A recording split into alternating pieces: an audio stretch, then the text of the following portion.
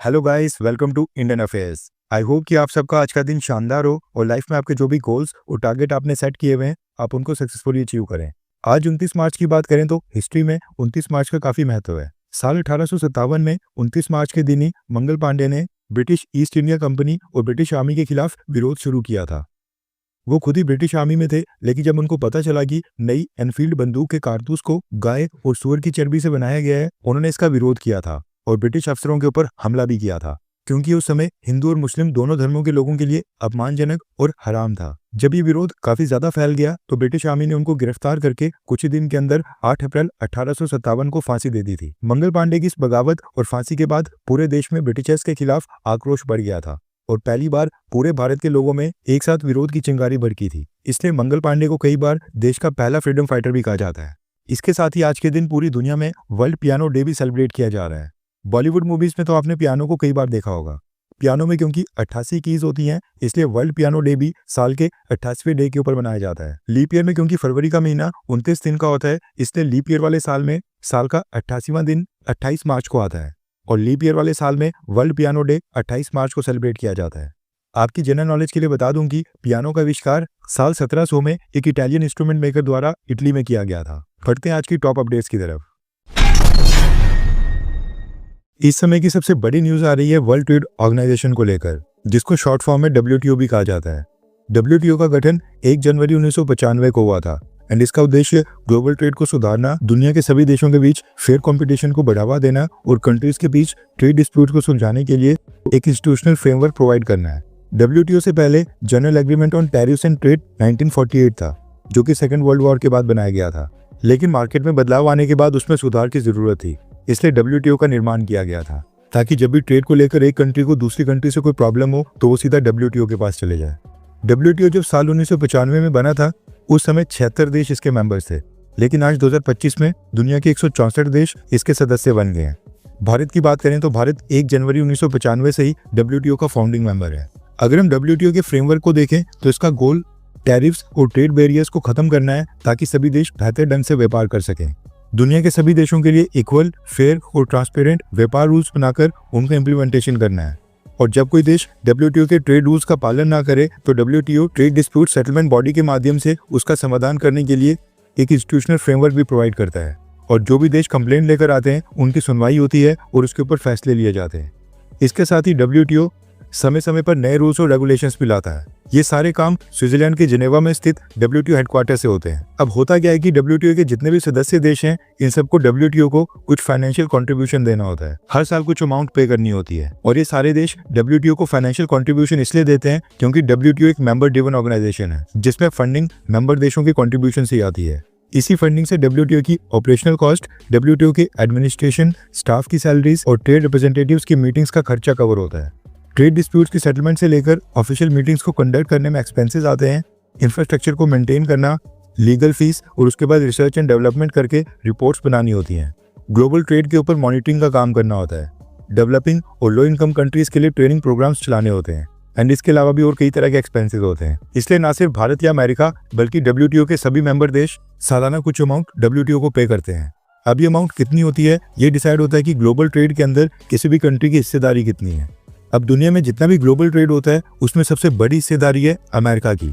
America हर साल $3 trillion यानी $3000 billion से ज्यादा का एक्सपोर्ट करता है और $4 ट्रिलियन यानी $4000 बिलियन के इंपोर्ट करता है। इसी वजह से वर्ल्ड ट्रेड ऑर्गेनाइजेशन में सबसे बड़ा कंट्रीब्यूशन आता है अमेरिका की तरफ से, या ये कह लो कि अमेरिका को ही देना पड़ता है। उदाहरण के लिए WTO का जितना भी बजट होता है उसमें अमेरिका का कंट्रीब्यूशन 11 से 12% होता है, जबकि भारत का 3% के आसपास होता है और ये भी रिसेंटली बढ़ रहा है क्योंकि ग्लोबल ट्रेड के अंदर भारत की हिस्सेदारी बढ़ रही है। अब सवाल खड़ा होता है कि दुनिया के बाकी सभी देश WTO को क्या पैसे देते रहेंगे, क्योंकि न्यूज निकल कर आ रही है कि डोनाल्ड ट्रम्प ने WTO के ऊपर ही क्रैकडाउन स्टार्ट कर दिया है। रेफरेंस के लिए आपके स्क्रीन के ऊपर आर्टिकल का स्क्रीनशॉट है। न्यूज निकल कर आ रही है कि डोनाल्ड ट्रम्प ने वर्ल्ड ट्रेड ऑर्गेनाइजेशन को जाने वाली अमेरिका की तरफ से सारी फाइनेंशियल कॉन्ट्रीब्यूशन के ऊपर रोक लगा दी है एंड अब आज के बाद अमेरिका WTO को $1 भी नहीं देगा।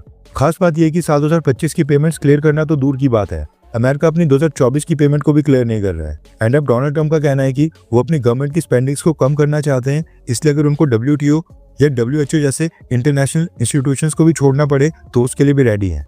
अब सवाल ये खड़ा होता है कि इसका क्या इम्पैक्ट पड़ेगा। WTO किसी भी तरह इस साल अपना बजट तो हैंडल कर लेगा, थोड़े से एक्सपेंसेस कम करने पड़ेंगे या हो सकता है कि ले ऑफ्स करके कुछ स्टाफ को नौकरी से निकालना पड़े, लेकिन ऐसा नहीं होगा कि अमेरिका की फंडिंग के बिना WTO पूरी तरह से बंद हो जाए। देखा जाए तो डोनाल्ड ट्रंप इस समय दुनिया के सभी देशों को रेसिप्रोकल टैरिफ्स लगाने की धमकी दे रहे हैं, जबरदस्ती ट्रेड सेटलमेंट्स कर रहे हैं, ब्लैकमेल करके सामने वाले देश को टैरिफ्स कम करने पर मजबूर कर रहे हैं। और WTO इन सारी चीजों को वैसे भी नहीं रोक पा रहा था, या फिर ये कह लो कि WTO अमेरिका को रोक भी नहीं सकता है। इसलिए जो वेस्टर्न कंट्रीज द्वारा इंटरनेशनल रूल बेस्ड ऑर्डर की बात बोली जाती है, उनकी तो डोनाल्ड ट्रंप इस समय पूरी तरह से धज्जियां उड़ा रहे हैं।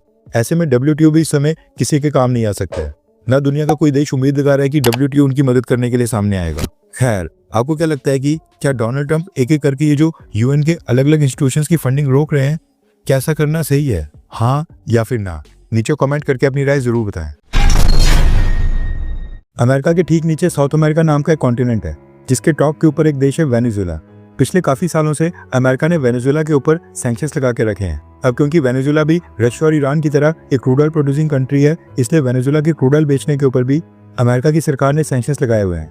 अमेरिका वेनेजुएला के प्रेसिडेंट और वहाँ की गवर्नमेंट के ऊपर कई बार आरोप लगा चुका है कि ये लोकतंत्र में पावर का मिसयूज कर रहे हैं, सरकार अपोजिशन को दबाने की कोशिश कर रही है, देश में ह्यूमन राइट अब्यूज यानी कि मानवाधिकारों का उल्लंघन किया जा रहा है, और वेनेजुएला कहता है कि वो अमेरिका के इशारों के ऊपर नहीं नाचते हैं, इसलिए अमेरिका उनसे बदला ले रहा है और ये सैंक्शंस लगा रहा है। अब जब अमेरिका ने वेनेजुएला के ऊपर इतने प्रतिबंध लगा दिए थे, तो उसके बाद वेनेजुएला ने भी रशिया के साथ रिलेशंस को मजबूत करना स्टार्ट कर दिया था और रशिया के साथ मिलिट्री कॉपरेशन बढ़ा दी है। अमेरिका ने ये पहले ही अनाउंस कर दिया था कि जो भी देश या कंपनी वेनेजुएला से क्रूड ऑयल परचेज करेगी, अमेरिका उनके साथ बिजनेस नहीं करेगा एंड उसके ऊपर अमेरिका स्ट्रिक्ट एक्शन लेगा। और अगर कोई कंपनी वेनेजुएला के साथ क्रूड ऑयल का ट्रेड करना चाहती है तो उसको अमेरिका से बात करनी पड़ेगी। अब क्या हुआ कि इंटरनेशनल मार्केट में क्रूड ऑयल की कीमतें पहले से काफी हाई हैं और अमेरिका के सैंक्शंस के कारण वेनेजुएला अपने क्रूड ऑयल के ऊपर बहुत ही बड़ा डिस्काउंट दे रहा था, और इसी डिस्काउंट के ऊपर नजर पड़ी भारत की रिलायंस इंडस्ट्रीज की, जो कि गुजरात के जामनगर में न सिर्फ भारत बल्कि दुनिया की सबसे बड़ी क्रूड ऑयल रिफाइनरी ऑपरेट करते हैं। यहाँ से diesel, petrol, gasoline, jet fuel, aviation fuel और कई सारे प्रोडक्ट्स बनाकर यूरोप और दुनिया के कई देशों में बेचे जाते हैं। लेकिन अब रिलायंस इंडस्ट्री भी अमेरिका के खिलाफ जाने की हिम्मत नहीं कर सकती है। एक क्रूड ऑयल के कारण जो रिलायंस इंडस्ट्री के अमेरिका में बाकी बिजनेस इंटरेस्ट हैं वो भी खराब हो जाते हैं। इसलिए रिलायंस इंडस्ट्री ने कहा किया कि पिछले साल जब अमेरिका के अंदर जो बाइडेन प्रेसिडेंट थे, उस समय अमेरिका को कॉन्टैक्ट करके वेनेजुएला से क्रूड ऑयल परचेज करने की परमिशन मांगी थी, और जो बाइडेन एडमिनिस्ट्रेशन ने रिलायंस इंडस्ट्रीज को वेनेजुएला से क्रूड ऑयल परचेज करने की परमिशन दे भी दी थी। पिछले साल जून जुलाई के आसपास अमेरिका ने रिलायंस इंडस्ट्री को ये परमिशन दी थी, और पिछले 8 महीने से ही रिलायंस इंडस्ट्रीज वेनेजुएला से सस्ते क्रूड ऑयल का बेनिफिट उठा रही थी। लेकिन अब न्यूज निकल कर आ रही है कि डोनाल्ड ट्रंप ने इस फैसले को रिवर्स कर दिया है। रेफरेंस के लिए आपकी स्क्रीन के ऊपर आर्टिकल का स्क्रीनशॉट है। न्यूज निकल कर आ रही है कि रिलायंस इंडस्ट्री ने वेनेजुएला को क्रूड ऑयल के जो भी ऑर्डर्स प्लेस किए थे, सारे अचानक से कैंसिल कर दिए हैं। दरअसल डोनाल्ड ट्रंप ने पिछले हफ्ते अनाउंस किया था कि जो भी देश या कंपनी वेनेजुएला से क्रूड ऑयल परचेज करेगी, 2 अप्रैल के बाद से अमेरिका उन सबके ऊपर 25% का टैरिफ्स लगा देगा। इसके अलावा जो बाइडेन एडमिनिस्ट्रेशन के समय जिन भी कंट्रीज या फिर कंपनीज को वेनेजुएला से क्रूड ऑयल परचेज करने के लिए वेवर मिले थे, उनको भी डोनाल्ड ट्रंप ने हटा दिया है। मसला ये है कि रिलायंस का काफी सारा बिजनेस अमेरिका के अंदर है। अमेरिकन कंपनी के साथ कोलैबोरेशन में रिलायंस इंडस्ट्रीज के कई सारे प्रोजेक्ट्स वहां पर चलते हैं। इसके अलावा रिलायंस इंडस्ट्रीज के अंडर आने वाली काफी सारी कंपनीज सालाना बिलियन ऑफ डॉलर्स के गुड्स और सर्विसेज अमेरिका को एक्सपोर्ट करती हैं। इसलिए रिलायंस नहीं चाहेगा कि उनके ऊपर 25% के टैरिफ्स लगें। इसलिए रिलायंस इंडस्ट्री ने वेनेजुएला को तुरंत कॉन्टैक्ट करके सारे ऑर्डर्स कैंसिल कर दिए हैं। क्रूड ऑयल की एक शिपमेंट डोनाल्ड ट्रंप की अनाउंसमेंट से पहले ही वेनेजुएला से भारत के लिए रवाना हो गई थी। रिलायंस इंडस्ट्रीज उसको लेने के लिए रेडी है, लेकिन इसके बाद वेनेजुएला का एक भी barrel crude oil Reliance industries की रिफाइनरी के अंदर नहीं आएगा। डोनाल्ड ट्रंप इस समय फुल दादागिरी की मोड में है और दुनिया का हर एक देश इस समय उनके साथ कोऑपरेट कर रहा है। लेकिन चाइना अभी भी डोनाल्ड ट्रंप की एक नहीं सुन रहा है और इस समय वेनेजुएला जितना भी क्रूड ऑयल दुनिया के बाकी देशों को एक्सपोर्ट कर रहा है, उसमें से 40 से 50% अकेले चाइना ही वेनेजुएला से परचेज कर रहा है। और डोनाल्ड ट्रंप की धमकियों के बावजूद चाइना ने वेनेजुएला से क्रूड ऑयल परचेज करना बंद नहीं किया है। खैर, आपको क्या लगता है कि क्या भारत सरकार की डोनाल्ड ट्रंप के साथ डील करने की स्ट्रेटेजी क्या ये सही चल रही है? हाँ या फिर ना? नीचे कमेंट करके अपनी राय जरूर बताएं। रशियंस की सबसे बेस्ट बात यह है कि रशियंस हमारे कंसर्न्स को कंसीडर भी करते हैं और भारत के साथ हर लेवल के ऊपर कोऑपरेट करने के लिए हमेशा रेडी रहते हैं। बस यही कारण है कि भारत सरकार अमेरिका से ज्यादा रशिया के साथ डील्स करने में कंफर्टेबल होती है।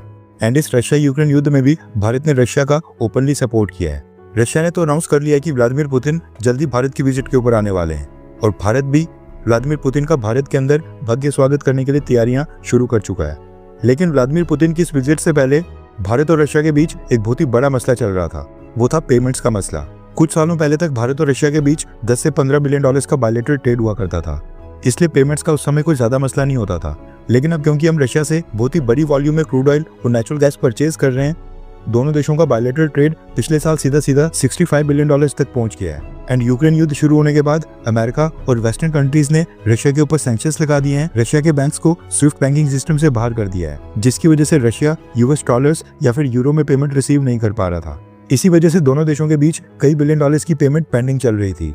इन्हीं पेमेंट्स को लेकर रशिया भारत से डिमांड कर रहा था कि भारत की सरकार या तो चाइनीज युआन या फिर यूएई की करेंसी दिरहम में पेमेंट्स करे। भारत चाहता था कि हम इंडियन रुपीस में पेमेंट करें, एटलीस्ट चाइनीज युआन में तो बिल्कुल नहीं। इसी को लेकर अब न्यूज निकल कर आ रही है कि भारत और रशिया ने पेमेंट्स के सारे डिस्प्यूट को सॉल्व कर लिया है और एक नया रिकॉर्ड बना दिया है। रेफरेंस क्लैब की स्क्रीन के ऊपर आर्टिकल का स्क्रीनशॉट है।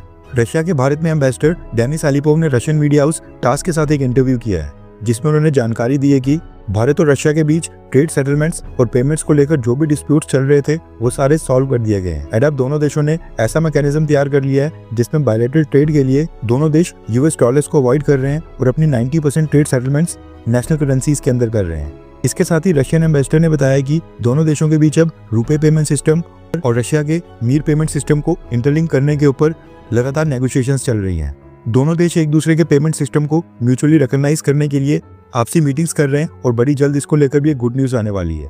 उन्होंने बताया कि रशिया इस समय भारत को 60 बिलियन डॉलर्स के एक्सपोर्ट कर रहा है एंड हम भारत के चौथे सबसे बड़े ट्रेडिंग पार्टनर बन गए हैं। 90% तक की डायरेक्ट ट्रेड सेटलमेंट्स दोनों देश अपनी खुद की करेंसी इंडियन रुपीस और रूबल्स में कर रहे हैं और जब रुपए और रशिया का मीर इंटरलिंक हो जाएंगे तो ये परसेंटेज और भी ऊपर जाएगी।